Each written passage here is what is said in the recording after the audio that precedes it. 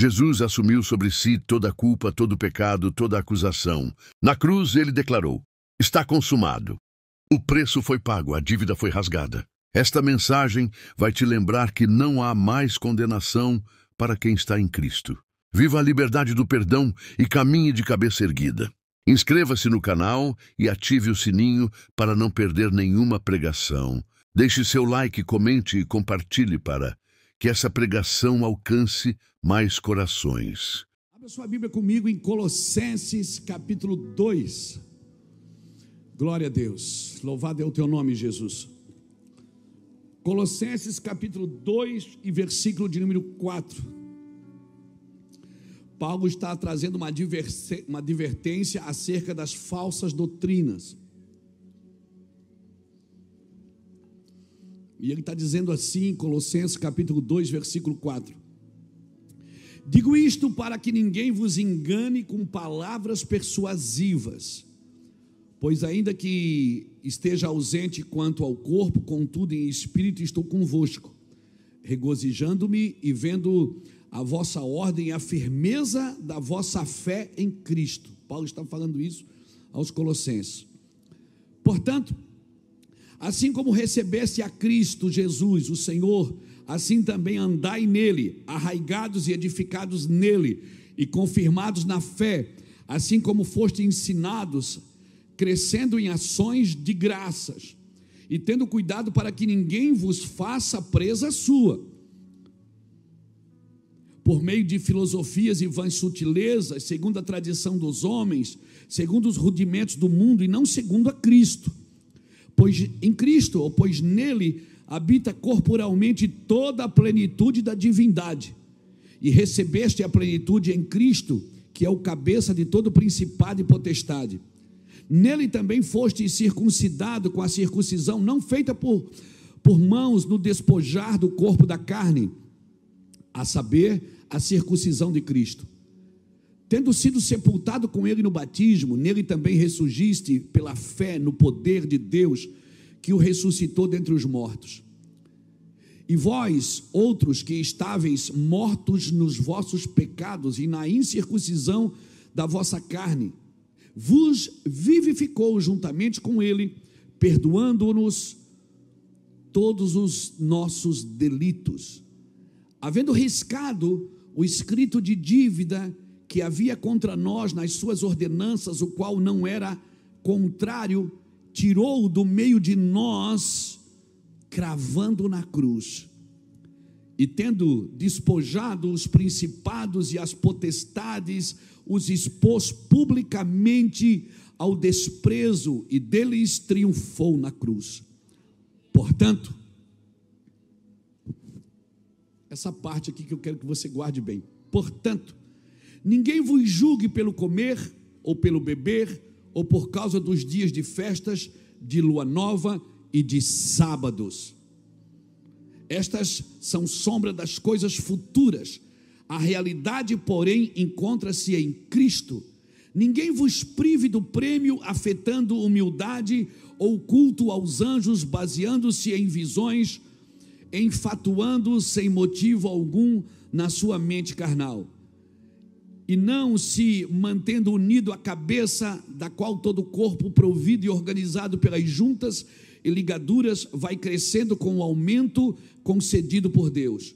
Se estáis mortos com Cristo quanto aos rudimentos do mundo, por que vos sujeitais ainda às ordenanças como se estivesseis no mundo? Tais como não toque, não proves, não manuseis. Todas estas coisas estão fadadas ao desaparecimento pelo uso, porque são baseadas em preceitos e ensinamento dos homens. Tem, na verdade, aparência de sabedoria, inculto voluntário, humildade fingida e severidade para com o corpo, mas não tem valor algum contra a satisfação da carne. Em outras palavras, Paulo está dizendo: você pode tampar seu corpo até o quanto você quiser, porque a maldade está na mente. Amém? Amém, irmãos? Obrigado, Senhor, por essa palavra. Eu louvo a Deus porque no começo do ano, principalmente nas primícias, a gente sempre recebe do Senhor uma diretiva, e ela vai se desdobrando no decorrer do ano. E esse ano o Senhor falou muito conosco em primícias sobre a sua presença, a sua doce presença, o cuidado de não tomar decisões fora da presença de Deus, o cuidado de estar obedecendo coisas que são inúteis, que não fazem sentido algum em Cristo, e cuidado para você não criar rudimentos que Jesus já venceu na cruz, criando obstáculos para os outros que nem você foi salvo por eles. Então, Paulo é muito categórico aqui com os colossenses, e de forma alguma, irmãos, isso não é uma liberdade para a gente sair fazendo o que a gente quer, né? Anulando não é para anular a graça de Deus, mas também não é para dizer assim, deixa a vida me levar, a vida leva eu.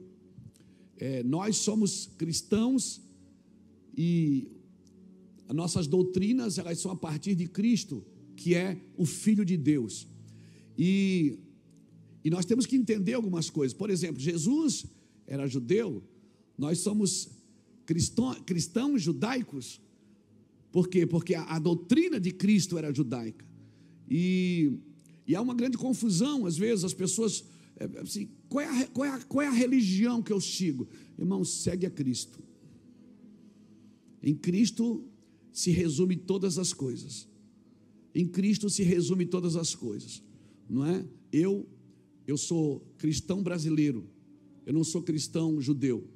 Eu entendo que o meu Jesus, ele é judaico, que todas as festas judaicas, elas apontam para Cristo, que o calendário judaico aponta para Cristo. Eu quero até indicar para você, o filho do pastor Lapa, o Mateus, que mora no Canadá, que é o nosso pastor do Canadá, lá do Mevan do Canadá.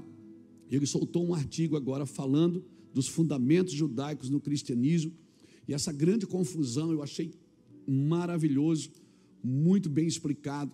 Até aconselho você a entrar no Instagram do Mateus Lapa e dar uma olhada depois nesse artigo, sem ofender o judaísmo, mas entendendo que nós somos cristãos, mas os nossos fundamentos são os princípios de Deus. Ou seja, sempre que Deus levantar uma nação, Ele está apontando, dizendo, aquela nação, eu queria que vocês, quando Deus levanta não é para dizer que aquilo está certo, Ele está dizendo o seguinte, eu estou levantando isso aqui para vocês terem um modelo a seguir, e o modelo agora é Cristo, porque em Cristo foram feitas todas as coisas. Eu aconselho você a ler Efésios, a você estudar Filipenses, a você estudar a carta de Paulo aos Colossenses, que nós estamos estudando aqui um pouquinho. Por quê? Porque no caminho, irmãos, as pessoas vão colocando coisas, sabe? Elas vão colocando coisas no seu cristianismo, vai colocando um monte de rudimento, vai colocando um monte de coisa, porque nós já tivemos a época, né? Eu e o Lapa, por exemplo, a gente já foi pregar em igreja quando a gente começou no Mevan. Antes do Mevan não existia Mevan ainda, era a Mefoi, ou Mefui. A gente fomos pregar numa igreja, e eu subi no altar para pregar, e o Lapa não pôde subir, porque ele estava de camiseta curta. Aí o pastor disse, o pastor Lapa não pode subir, porque o pastor Lapa, ele está de camisa curta, e aqui no altar não permite subir de camisa curta. Eu digo, amém, a gente fechou, respeitamos, porque você está num lugar, você respeita as ordens daquele lugar, né? Se eu vou no restaurante, tem um critério lá, eu respeito. Mas o que Paulo está tentando dizer aqui aos Colossenses é o seguinte, tem coisas que não influem, não contribuem e nem auxiliam. Ou seja, são coisas inúteis, que elas não contribuem para nada, não contribuem para santificar você, elas não contribuem. São rudimentos que nós vamos criando no caminho, irmãos. E eu queria falar algumas verdades aqui, em amor, claro, sempre em amor, até porque se nós não suportamos a verdade, é porque não há verdade em nós. Nós precisamos entender que muitos de nós estamos falando de coisas que nós sabemos, mas nós muitas vezes não estamos falando de coisas que Cristo mandou a gente falar. O que é que o Senhor mandou dizer para o fraco? Ele diz, diga ao fraco, eu sou. Ele está dizendo, você sabe que você é fraco? Sabe, mas você tem que dizer que você é forte. Porque o que importa não é o que você sabe, é o que você diz. o que transforma os lugares onde você vive, o que transforma a sua família. Sabe, não é só, é até pesado falar assim, mas você aceita Cristo, você vem para a igreja, você serve a Cristo, você está algemado em Cristo, você participa dos ministérios, você está constantemente nas reuniões, você dizima, você oferta, você contribui, mas muitas vezes você já se perguntou, cara, minha vida não vai. Você já se deu conta do que você fala? Se você pudesse comer todas as palavras que você fala, a sua alma seria nutrida ou envenenada? Porque nós construímos pela palavra, Deus constrói pela palavra. Deus disse, haja luz e houve luz. Então a fé vem pelo ouvir. Você é transformado quando ouve, mas ao seu redor as coisas são transformadas quando você fala. E às vezes eu tenho dificuldade de ver crentes, sabe? Não estou falando de pensamento positivo não, irmãos. Não é de pensamento positivo, não. É você começar a declarar outra coisa. Sabe, a vida inteira você achou que a sua casa era um lixo. A vida inteira você só disse para o seu carro, esse carro só quebra. A vida inteira você disse, esse emprego é horrível. Eu estou doido para sair dessa cidade. A vida inteira você profetizou. E às vezes o que Deus quer não vai mudar. Não adianta você mudar de igreja, não adianta você mudar de cidade, não adianta você mudar de pastor, até porque eu sou legal para caramba. Não adianta você mudar se você não mudar o seu vocabulário. E para mudar o seu vocabulário, você precisa mudar o seu pensamento. Nós precisamos pensar em, se você ler Colossenses capítulo 3, você vai ver que Paulo está dizendo para a gente pensar em outra coisa. Então Deus nos chamou para isso, para mudar a vida das pessoas. Você é um cristão. Vamos ser o lençol de linho que envolveu o corpo morto de Cristo. Que quando Jesus ressuscitou, o lençol estava lá, para que quando as pessoas cheguem ao lugar de morte, nós sejamos esse sinal de afeto, sabe, que mostra que Jesus ressuscitou. Só ficou o lençol ali, mas Jesus ressuscitou. Então, eu sou um pecador, você é um pecador, que precisa ser restaurado pelo amor de Jesus. Irmãos, o pecado não pode parar a graça de Deus. Eu vou falar de novo, o pecado não pode parar a graça de Deus, nem o seu, nem o de ninguém. A graça de Deus sempre vai ser maior que o pecado. Se o pecado pode parar a graça de Deus, então a graça não deveria nem ter começado. Amém, irmãos? O pecado não anula a graça. Quem é que Jesus curou?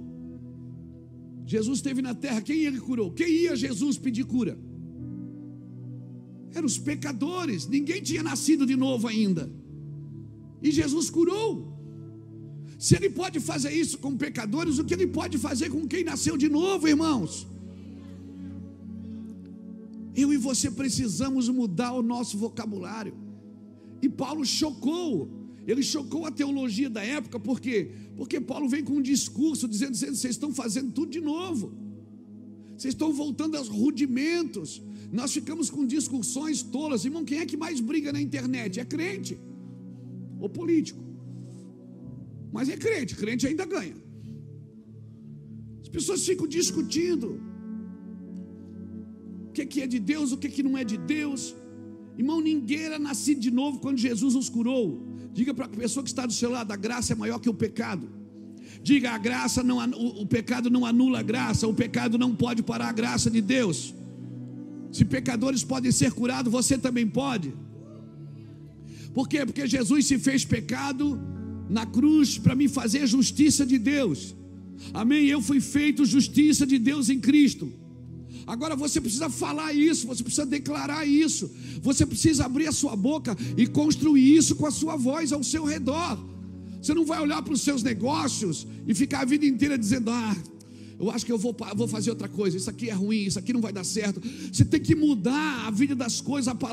A vida está na palavra. A morte e a vida estão no poder da língua. Do fruto da boca do homem farta-te o seu ventre, da colheita dos seus lábios ele se satisfaz. A morte e a vida estão no poder da língua. O Senhor manda falar. Ele manda você construir com a palavra. Quanto mais você falar e quanto mais você confessar esta graça, quanto mais você confessar esta graça, mais você vai viver os benefícios dela. Se você não confessar essa graça, você não vai viver os benefícios dela, irmão. Quanto mais você falar, quanto mais você tem que confessar. Mas eu acredito no que Deus faz. Deus não quer que você acredite no que Ele faz. Ele quer que você acredite no que Ele disse.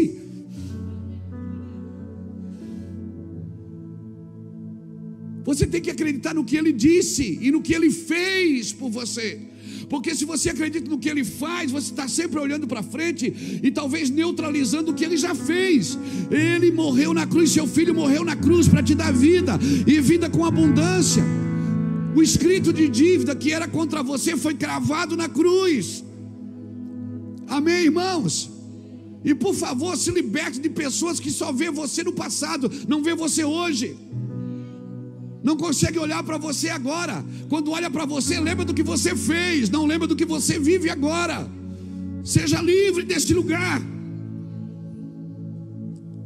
Mas às vezes eu vejo que a igreja quer receber a graça de Deus pela lei. Ela quer receber a bênção de Deus pela lei. Aí ele diz assim, você quer a bênção de Deus? Então você tem que jejuar. Você quer receber a bênção de Deus? Você tem que orar. Irmão, se eu tiver que fazer alguma coisa para receber as bênçãos de Deus, então Ele não é Deus. Então por que você faz? Eu faço porque eu reconheço que Ele é Deus. Eu não faço para receber, eu faço porque eu recebi. E porque eu recebi, eu quero devolver, dar uma devolutiva correta. Eu não faço para ter, eu faço porque eu tenho. Vida com Deus não tem a ver com o futuro que você está por viver. Vida com Deus já começou. Amém? Já começou na cruz. Não é o que você vai viver, é o que você já está vivendo. Mas eu não tenho fé. Às vezes você não precisa nem de fé. Você precisa de gente que tenha fé perto de você. É ou não é? Lembra de um paralítico que chegou na casa que Jesus estava curando e não tinha como entrar? Você lembra disso? Não tinha como entrar. Eles entraram por onde? Quantos homens carregaram aquele homem? A minha pergunta: aquele paralítico foi curado na fé dele ou na fé dos 4 amigos? Então se rodeie de pessoas que alimentam a sua fé. Se rodeie de pessoas que alimentam a sua fé. Solte a mão de todo mundo que alimenta a sua dúvida. Solta a mão de todo mundo que alimenta a sua dúvida. Aquele homem não foi curado na fé dele, ele foi curado na fé dos seus amigos. E chegou, não vai dar. Os amigos disseram, vai dar. Os amigos disseram, vai dar. Como é bom ter amigos que dizem, vai dar certo. Como é bom ter amigos que dizem, vai dar certo. Não são aqueles que vêm com os rudimentos. É isso que Paulo está tentando dizer aos Colossenses. Ele está dizendo, Jesus já libertou vocês, Jesus já curou vocês, Jesus já transformou vocês. E vocês ficam ouvindo pessoas com filosofias vãs, que ficam dizendo que você tem que fazer isso, isso, aquilo para ser curado. Não. Tenha fé. Quantas vezes eu já fui tocado, não pela minha fé, pela fé das pessoas que trabalham aqui.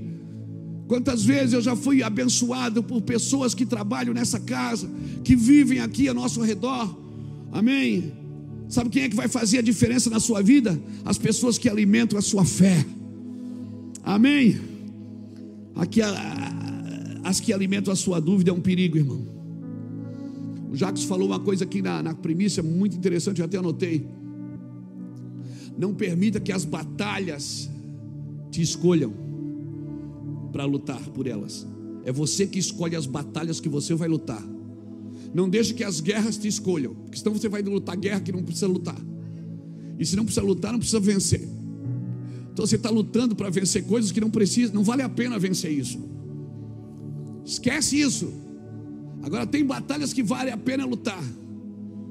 Então escolha as batalhas que você vai lutar. Não deixe as batalhas escolherem você. Senão as batalhas vão te escolher e vão te cansar.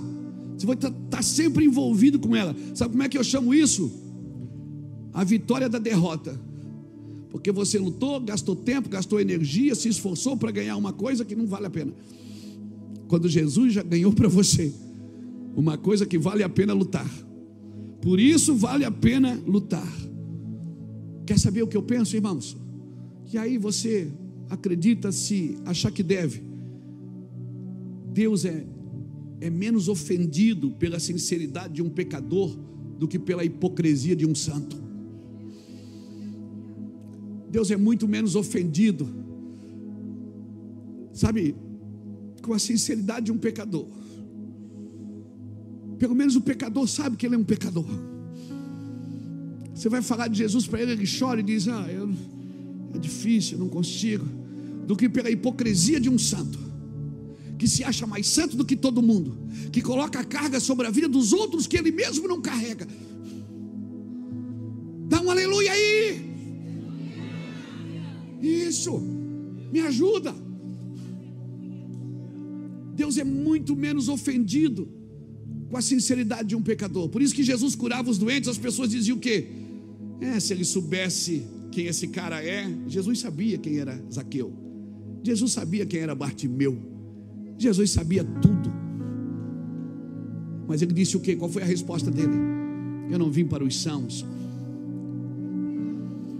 Aleluia. Alguém está me ouvindo? Eu vim para os doentes.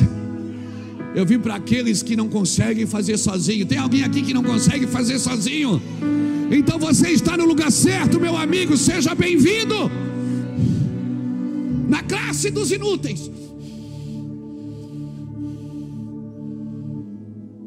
Mas tudo começa onde? No reconhecimento, Senhor. E ele diz: sem mim nada podeis fazer. Mas você tema e quer fazer sem ele. Ele diz: sem mim nada podeis fazer. Aleluia. Irmãos, essas verdades têm que ficar claras em nós. Pessoas que não têm fé, elas sentam nas mesas para discutir sobre a vida dos outros. Mas pessoas que têm fé, elas sentam nas mesas para trazer ideias que vão ajudar a vida até daqueles que não têm fé, que vai mudar a vida daqueles que não acreditam, mas que vai mudar a vida deles também. Por quê, pastor? Porque essa é a tônica do evangelho, irmãos.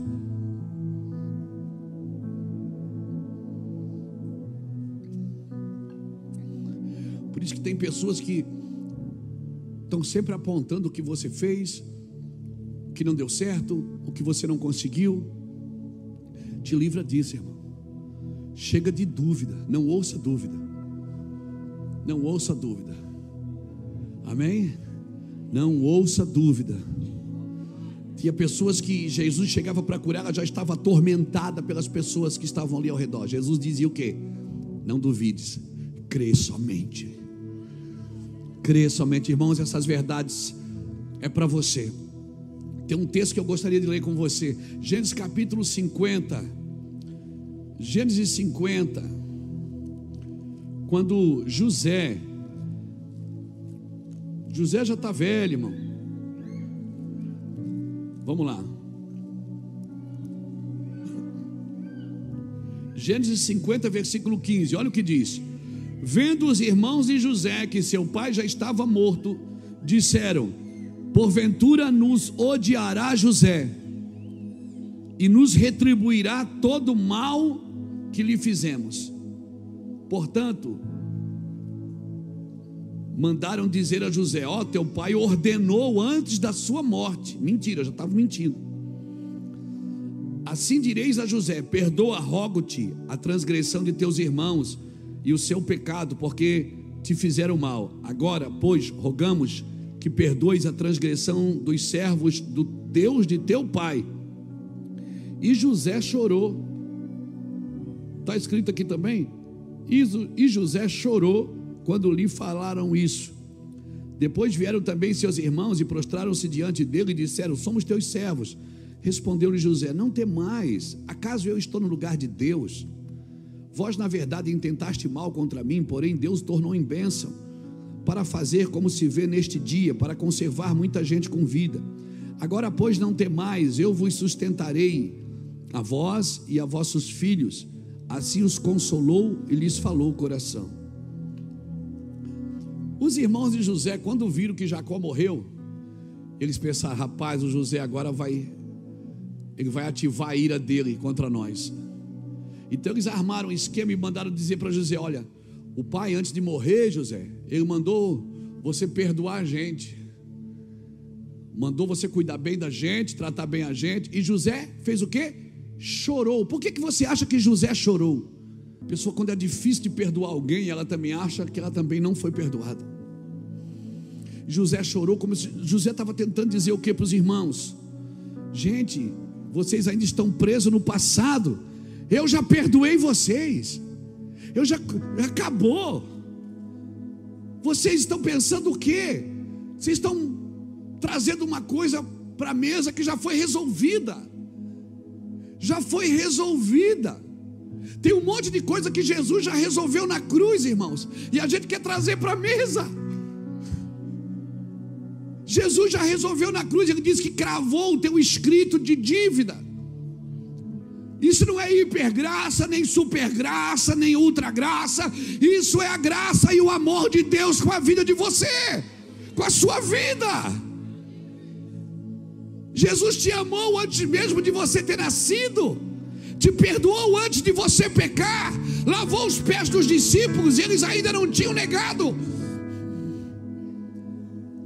Tem coisa que já foi resolvida na cruz e a gente continua tentando resolver no púlpito.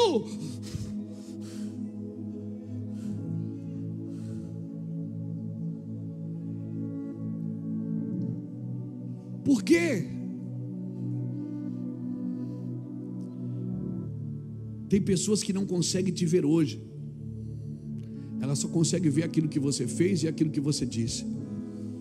Pessoas que vivem te julgando a partir do que elas são e fazem.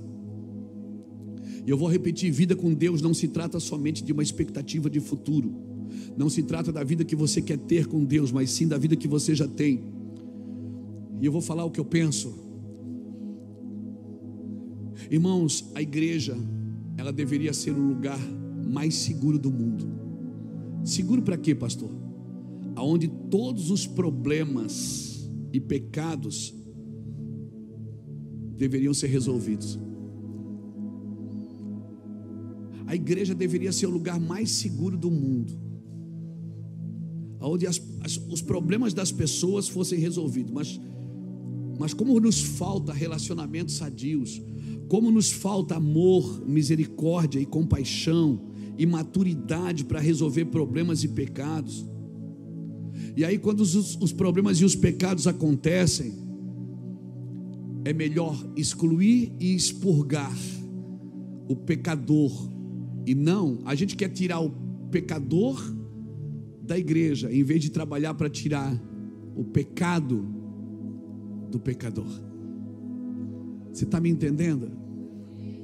Mas por que a gente não consegue fazer isso, pastor? Porque nos falta maturidade como igreja, nos falta relacionamentos sadios, nos falta verdade nas palavras, nos falta amor nos discernimentos, nos julgamentos.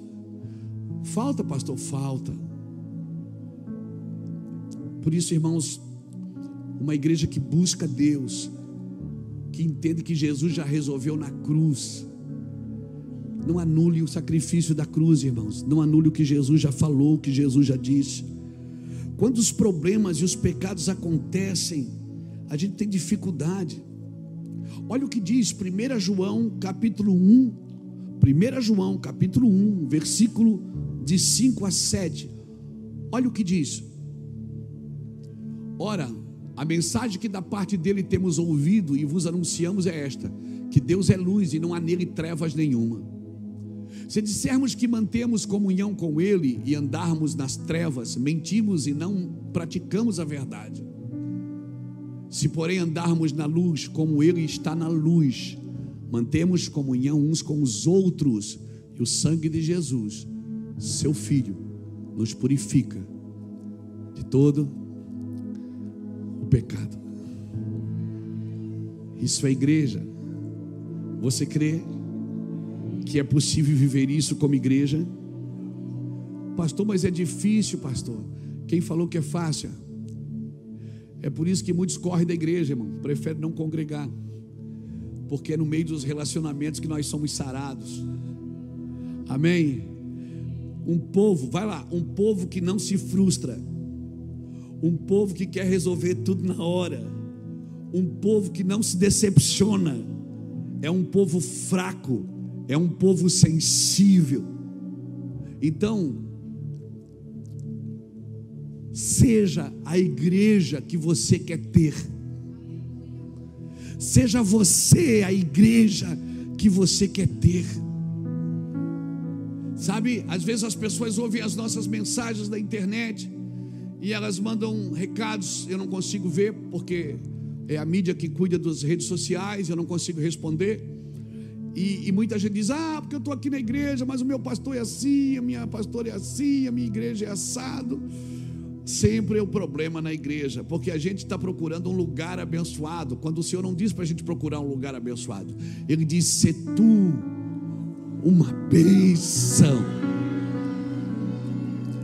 Ele diz, você está procurando um lugar abençoado, e Ele está dizendo, se tu. Então seja a igreja que você quer ter. Amém?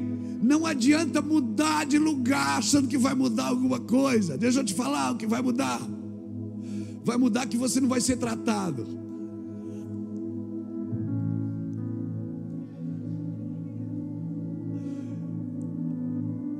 O dia que você achar uma igreja perfeita, não entra nela para não estragar.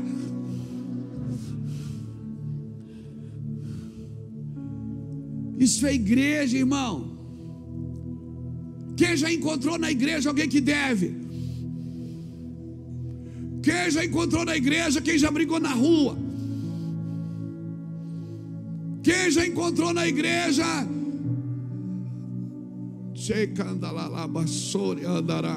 quem já encontrou na igreja pensando, não acredito que está aqui também? Quem já falou isso? É a igreja de Jesus. Aí você olha e diz assim, não acredito, está aqui na igreja. E Jesus diz, eu trouxe para tratar de você. Eu trouxe para te curar, para te amar, para te perdoar, para te fazer de novo, para te ir atrás, para te estender a mão, para te perseverar. Porque isso é igreja. Quer ser transformado? É só nesse lugar, irmãos. Pessoas corajosas e pessoas abençoadas, pessoas ungidas, só nascem no meio do caos. Aleluia. Então quando você ouvir um pastor dizer, essa igreja é uma luta, glória a Deus.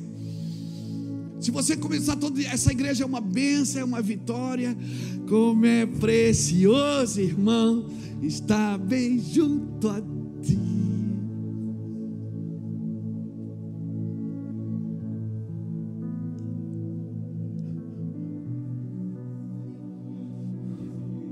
É ou não é?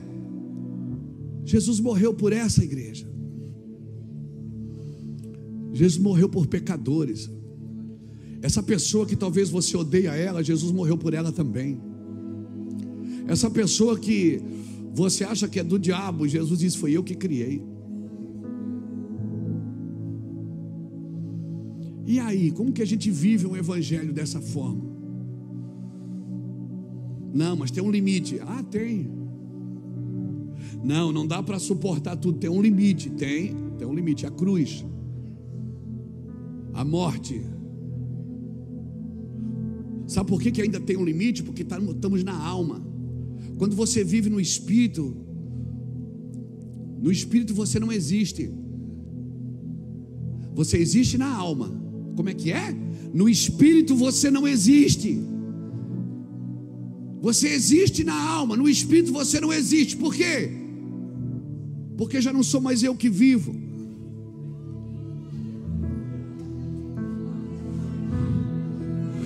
Meu Deus, é Cristo que vive em mim. E se eu posso dizer é Cristo que vive em mim, como Cristo reagiria a isso? Como Cristo reagiria com essa pessoa? Como Cristo falaria com ela? Já não sou mais eu que vivo, é Cristo. Então no Espírito você não existe. Se você quiser viver uma vida no Espírito, você não tem mais direitos. Você tem direitos ainda na alma, por isso que a sua alma está aí gritando dentro de você. Parte de você está me amando hoje, parte de você. Por quê? Porque é uma briga pelo controle da sua mente. Vamos fazer uma pausa de 1 minuto para um recado importante. E já voltamos com a pregação. Se você quiser somar conosco para que o Evangelho continue sendo anunciado, pode nos abençoar de alguma forma, contribuindo com qualquer valor através do QR Code que está na tela. Mas mesmo que você não possa ajudar financeiramente, ainda assim pode fortalecer esse ministério curtindo este vídeo, comentando, se inscrevendo no canal e compartilhando com outras pessoas. Cada atitude sua faz toda a diferença e nos ajuda a levar a palavra ainda mais longe. E eu também tenho um segundo canal onde compartilho minha rotina e um pouco do meu dia a dia com fé e simplicidade. O link está na descrição. Passa lá e se inscreve também. Agora sim, vamos voltar para a pregação que Deus preparou para o seu coração. Do seu coração. Há uma briga pelo controle. Essa briga não vem de fora. Não adianta discutir com ninguém aqui fora. Essa briga é interior. Essa briga está aí dentro, alma e espírito lutando. Porque se o espírito vence, você já não vive mais. Já não é mais você que vive. Paulo dizia isso. Já não sou mais eu que vivo, é Cristo que vive em mim. Aleluia. Você está me entendendo? Sabe por que ficamos criando rudimento para os outros? Criando regras para todo mundo. Sabe por quê? Porque ainda estamos na alma como igreja. No espírito todo mundo conhece a sua responsabilidade. No espírito todo mundo conhece os seus deveres. As regras são para as crianças, irmãos. E o Senhor está dizendo para nós em 2024, vamos amadurecer mais. Vamos crescer um pouco mais. Então eu repito, um povo que não se frustra, que quer resolver tudo na hora, que não se decepciona, é um povo que não sofre, um povo que não foi traído, um povo que não sofreu na sua carne, é um povo fraco, vai se tornar um povo fraco. E quando tiver que lutar não sabe guerrear. A imagem de Cristo ainda é o que Cristo quer implantar em mim, irmãos. É a sua imagem, a imagem de Cristo, ou as imagens que me distraem, as imagens que eu crio sobre Cristo. Eu criei algumas imagens sobre Cristo na minha mente e eu acho que Cristo se move assim, só porque eu acho que Ele se move assim. Não, irmãos. Colossenses capítulo 2, bota aqui para mim o versículo 23. Tais coisas com efeito têm aparência de sabedoria, como o culto de si mesmo e da falsa humildade e de rigor ascético, todavia não tem valor algum contra a sensualidade. A minha tradução, ela fala isso também, mas com outras palavras. Ela diz assim, Colossenses capítulo 2, deixa eu ler aqui para você.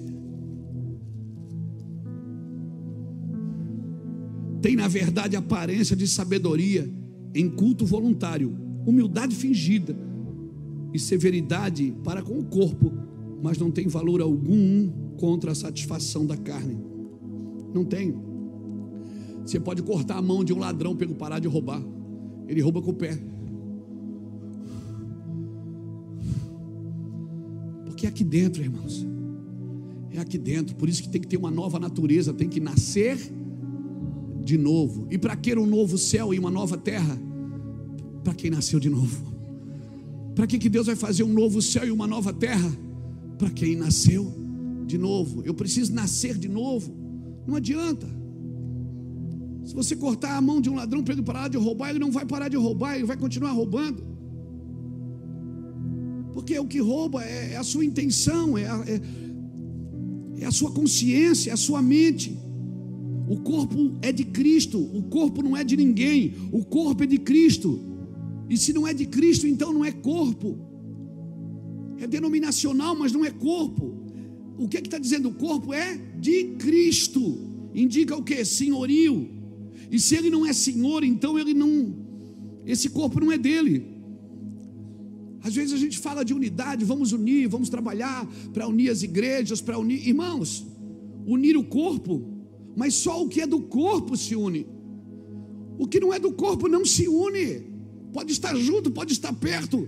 Passamos a vida inteira tentando unir o corpo, mas nem tudo que estamos tentando unir é o corpo de Cristo. Só o corpo de Cristo, que está debaixo do senhorio dele, pode se unir. Só onde Cristo governa pode se unir. O que não é governado por Cristo não pode se unir. Julgo desigual é isso. É quando uma pessoa é governada por Cristo e a outra não. Não é quando uma é evangélica e a outra não. Ah, mas eu sou da igreja católica e casei com uma pessoa da igreja evangélica. Isso não é julgo desigual, irmão. Julgo desigual é quando um é dirigido por Cristo e o outro não. Independente da igreja que eles estão.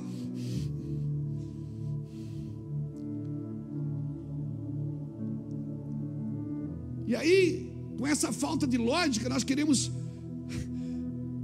vamos criando regras que não fazem sentido. Porque o que é do corpo responde à cabeça. O que é do corpo tem um senhor. O que pertence ao seu senhorio responde à sua cabeça. O que não responde à sua cabeça responde à sua própria cabeça. Uma pessoa que está na igreja, que não responde a Cristo, ela responde a si mesmo. E quando ela responde a si mesma, ela cria para os outros regras a partir daquilo que ela pensa, não do que Deus disse. Se Ele disse que eu sou fraco, mas Ele disse para mim dizer que eu sou forte, eu sei que eu sou fraco, mas Ele disse para mim dizer que eu sou forte. Então eu não fico com o que eu sei, eu fico com o que Ele mandou eu dizer. Ele mandou eu dizer que eu sou forte, então eu sou forte. Mas eu sei, você é fraco. Não, eu sei, isso eu já sei. Mas Ele mandou dizer que eu sou forte. Mas você é fraco, Luiz, eu sei, não precisa me lembrar. Mas é que Ele mandou eu dizer que eu sou forte. Aí tem um monte de ideia, mas você é fraco. Eu sei.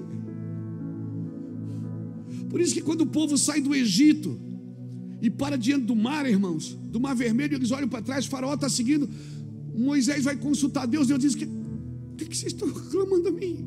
O que eu falei lá? O que eu falei aqui para vocês? Que eu vou tirar vocês do Egito e levar para uma terra prometida. Não foi isso que eu falei? Aí no primeiro obstáculo vocês estão chorando. Fica com o que eu falei, não com o que você está vendo. O que eu falei para você? Que eu ia mudar você de cidade, ia te prosperar. Não foi isso que eu falei? Eu não falei que eu ia levar você às nações, que eu ia te dar essa empresa, ela ia prosperar. Eu não falei que você ia fazer coisas grandes. Eu não falei. Aí no primeiro obstáculo você diz: eu acho que não é de Deus. E Deus disse: eu falei, ele não acredita no que eu falo. Fé não é fé para realizar, fé é para acreditar no que Deus disse. Fé não é uma fé para acumular coisas. Fé não é para acumular coisas, irmão. Uma fé avassaladora de conquistas. Você tem que conquistar. Você não tem que conquistar nada. Você tem que acreditar que Deus conquistou na cruz. Porque tudo que Jesus conquistou na cruz é direito nosso. Todas as bênçãos de Deus para nós, tomamos posse, é nossa herança.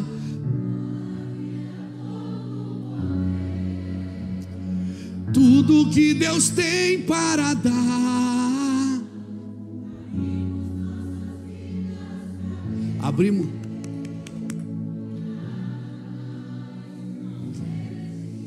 Você tem coragem de cantar isso? Levanta a sua mão. Maior é o que está em nós.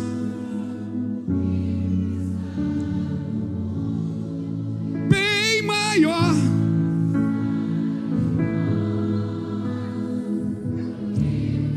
Meu Deus, eu acho que você entendeu. Eu acho que você entendeu. Eu creio que você entendeu.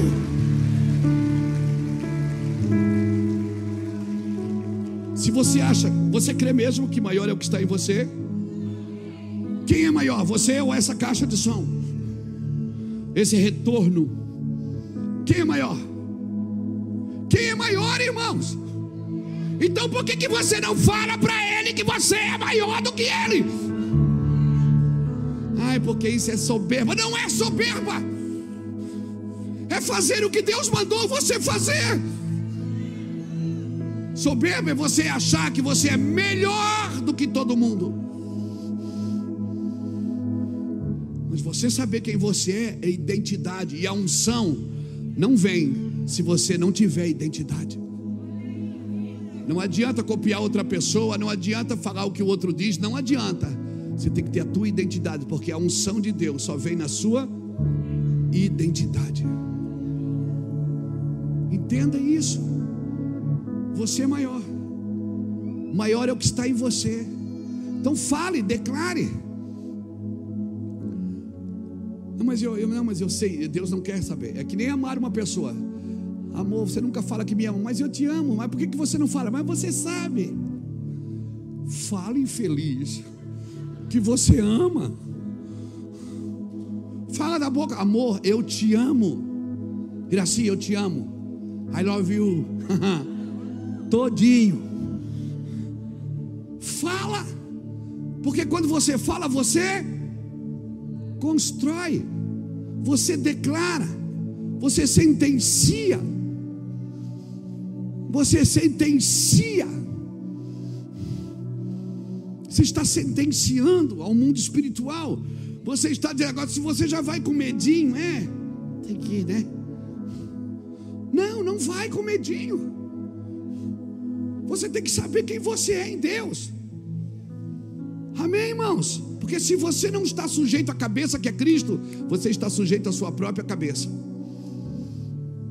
E aí Deus não é o teu Senhor, porque Ele só é Senhor de senhores. Ele não é Senhor de salvos. Então como é que é? Você pode ser salvo e Jesus não ser teu Senhor. Não, isso é confusão, não é confusão. Ele não é Senhor de salvos, Ele é Senhor de senhores. Então para que Ele seja teu Senhor, você tem que ser Senhor de tudo que você tem, de tudo que você faz e de tudo que você é. Nada pode estar entre você e Ele. Você é Senhor desse medo. Você é Senhor dessa culpa. Você é Senhor dessa necessidade. Essa necessidade não governa a sua vida. Você que é Senhor dela. Você vai dizer o que vai acontecer com ela, então diga para ela. Você é Senhor do desemprego, então diga o que vai acontecer se você não arrumar um emprego essa semana. Fala toda semana, eu vou sair agora, eu vou embarcar nesse carro, eu vou arrumar um emprego. Sabe por quê? Porque o Senhor disse que eu sou abençoado. A sua palavra diz.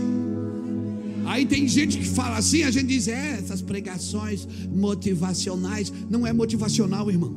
O cara está só assumindo a posição dele. Motivacional é você querer fazer alguma coisa sem Deus. Mas quando alguém diz para mim, sabe, quando alguém diz para você, você pode. Você pode. Cutucar alguém que está do seu lado, diga, você pode. Você pode, menina. Você pode, menino. Você pode. Por que você pode? Porque Ele disse que você pode. Por que você pode? Mas eu pequei tanto, fiz tanta coisa errada, mas Ele cravou na cruz. A Bíblia diz que Ele riscou. Por que Ele riscou? Porque Ele não rasgou a dívida, Ele pagou. Quem aqui, quem tem mais de 50 anos aqui? Na minha época, a mãe mandava a gente na venda, do seu Érico, lá na venda, lá na rua Domingos José Cabral, lá na rua do McDonald's, aqui em Itajaí. A gente ia na venda do seu Érico comprar, e a gente tinha uma cardenetinha. Quem já comprou na cardenetinha, irmão? E a gente tinha a cardenetinha e a venda tinha outra cardenetinha. Lembra disso? Aí você chegava lá, seu Érico, dá uma lá de azeite, não sei o que, seu Érico, cadê a caderneta? Você não trouxe? Não, você tem que buscar a caderneta. Aí tem que trazer a caderneta, sempre tinha que marcar nas duas. Marcava nas duas. Quando alguém queria dar um migué, perdia a caderneta. Mas o seu Érico sempre tinha uma cadernetinha. E ele dizia: não, fica tranquilo, eu tenho tudo anotado aqui. Então essa caderneta estava na mão, não era do seu Érico, ela estava na mão do diabo, que lá dizia: Luiz Hermínio foi um traficante, bandido, adúltero, miserável, vagabundo, safado, ladrão. Jesus não foi lá e rasgou a caderneta, ele cravou ela na cruz, pegou a caderneta e devolveu para o diabo. Diz: ó, está aí a conta do Luiz. Agora o diabo, ele ainda tem a caderneta, só que ele não consegue ler, porque está riscada com sangue. Ele riscou com sangue e devolveu a caderneta para o diabo, para dizer assim para o diabo: você nunca mais vai poder cobrar o Luiz, porque já está pago. Quando você coloca rudimentos sobre os outros, você está dizendo que essa pessoa ainda deve para o diabo. Não, a graça o salvou, a maravilhosa graça de Deus o salvou na cruz, o libertou na cruz.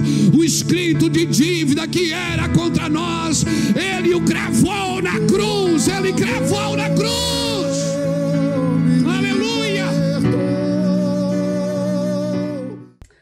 Pai, mais uma vez eu estou aqui para agradecer ao Senhor por essa oportunidade, Senhor, de poder te adorar, louvar, exaltar e glorificar o nome do Senhor, juntamente com toda a tua igreja, com todos os teus filhos que chegaram até aqui, assistiram, curtiram, compartilharam. Meu Deus, e no momento das pregações puderam sentir a tua presença. Meu Deus, que eles não só sintam quando estiver ouvindo, mas que eles ouçam e sintam entre ele e Deus, dentro da sua existência, dentro da sua essência.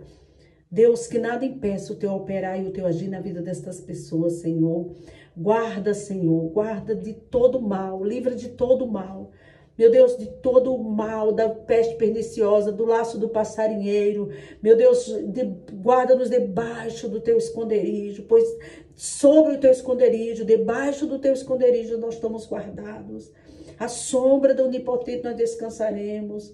O Senhor está conosco, o Senhor é nosso galardão, o Senhor é nosso provedor das nossas necessidades espirituais, só em Ti.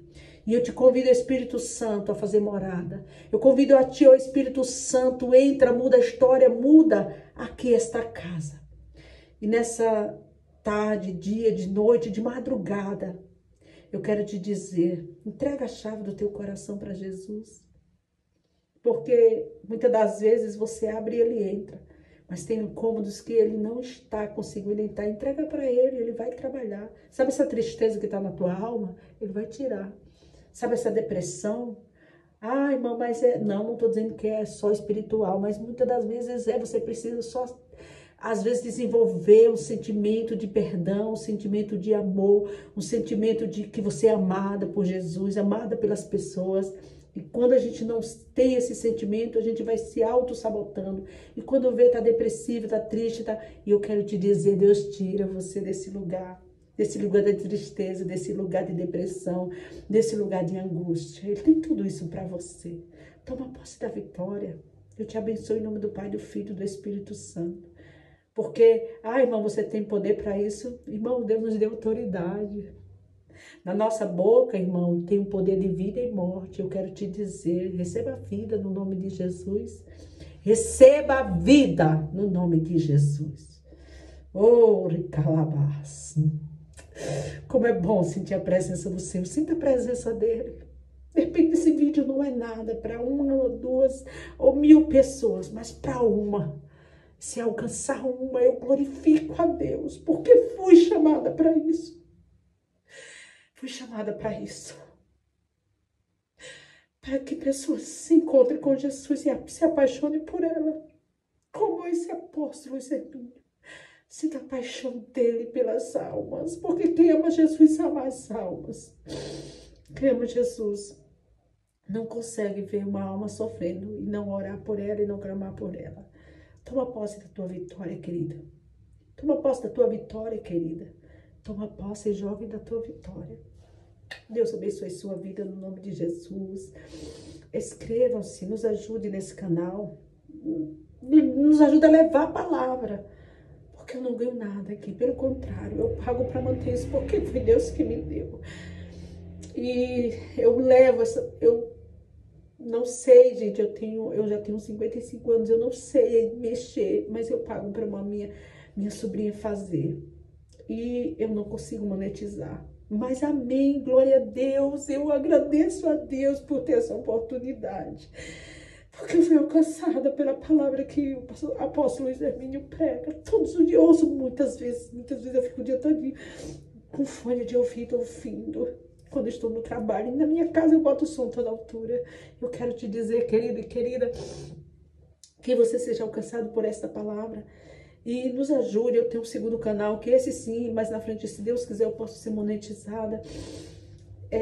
Se curtam, inscreva-se, curta, compartilhe, ative o sininho. E o outro canal também, nos ajude, tá bom? Deus abençoe sua vida, Deus abençoe sua família, tá bom? Deus abençoe, Deus abençoe, Deus abençoe. Inscreva-se no canal e ative o sininho para não perder nenhuma pregação. Deixe seu like, comente e compartilhe para que essa pregação alcance mais corações.